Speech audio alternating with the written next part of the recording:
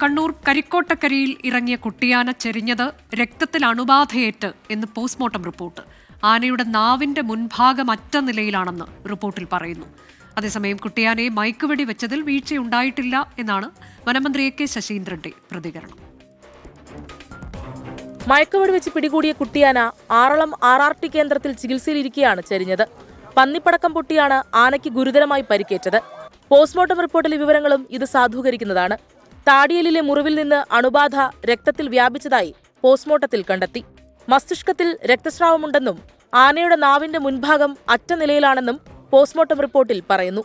സംഭവത്തിൽ വനംവകുപ്പിന്റെ അന്വേഷണം തുടരുകയാണ്. ആനയെ മയക്കുവെടി വെച്ചതിൽ വീഴ്ചയുണ്ടായെന്ന വിമർശനം മന്ത്രി എ.കെ. ശശീന്ദ്രൻ തള്ളി.